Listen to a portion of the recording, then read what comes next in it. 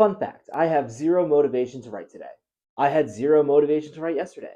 I don't think there's been a day this week where I've genuinely wanted to write. Look, I've done videos in the past where I've been super motivated to write and I wrote an entire book in 1 week, and those videos are awesome. That motivation to write is truly an amazing feeling.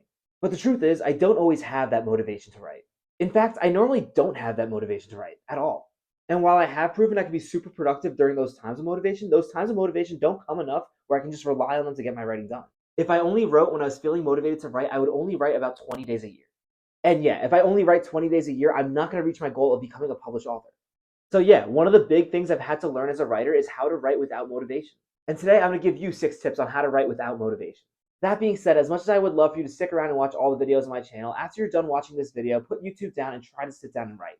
There's no secret trick to writing without motivation. You just have to do it. Sorry if you're looking for a more magical answer. I will say though, I think these tips will make forcing yourself to write a little bit easier. With that, let's get into my first tip on how to write without motivation. The first tip is to put yourself in an ideal writing environment. A lot of times when I'm feeling unmotivated to write, I'm just lying around in my bed. I don't know about you personally, but I am not a very productive writer when I'm in bed. I don't even know why I still try to write in bed, because every time I do, the amount of words I write per hour is significantly decreased. I mean, I do know why I try to write in bed. It's really comfortable. Wherever your ideal writing environment is, go there.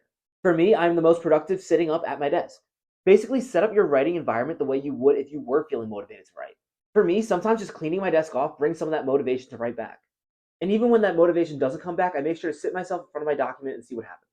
My second tip is to do a little reading to get those creative juices flowing. I personally like to either read what I wrote last session, so I might be motivated to continue, or read a short story. As I've said in previous videos, I think reading short stories is great for writing motivation.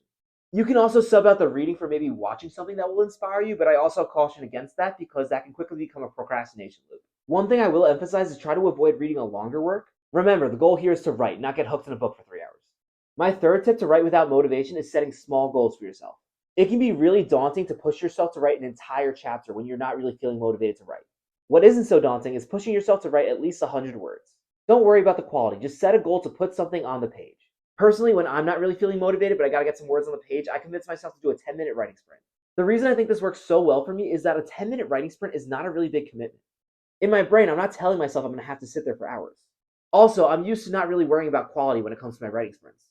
After that first writing sprint, maybe I'll give myself a couple minutes and then challenge myself to do another one. More times than not, once I actually start writing in those writing sprints, I'll be more motivated to continue writing for the day. And if not, I still put words on the page during the writing sprint.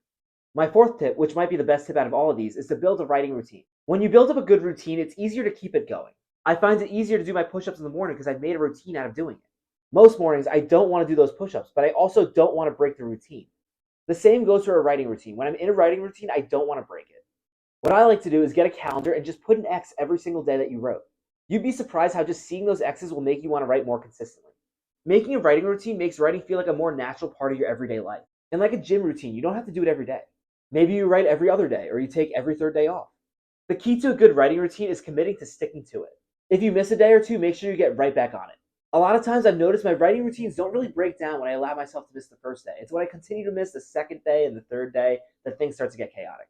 My fifth tip is to reward yourself. I think one of the keys when you don't have the motivation to write is creating your own motivations. And just ask any dog, what better motivation is there to do something than a reward?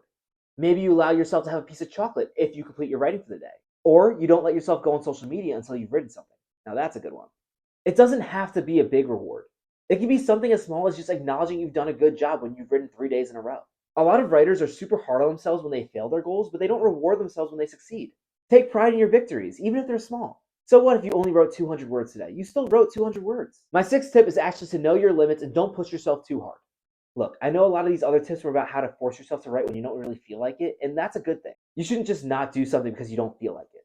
If I only did things when I felt like doing them, I would probably still be in high school right now. It is good to push yourself. Just know your limit. For example, if you're feeling too stressed or too tired to write, maybe instead of pushing yourself further, you need a break. I think a good example of this is sometimes in my writing challenge videos when I'm falling asleep on the computer and I just keep on trying to jerk myself awake. That's a good sign that I just need more sleep and I should stop. Now for the challenge, it's one thing because I'm pushing myself to the absolute limit to see how many words I can possibly write in that time frame. But in everyday life, if I notice myself falling asleep at the computer every single time I try to write another sentence, I'll give myself a break. There are also some days where I feel really stressed from classes or something else, and I say, you know what, I need some me time. And that's okay. Every writer needs a break sometimes. So now that you have these tips, you know how to write without motivation. So what are you still doing here? Go write. But before you go, be sure to give this video a like and tell me in the comments what you do to motivate yourself to write. Thanks for watching. Good luck with your works in progress.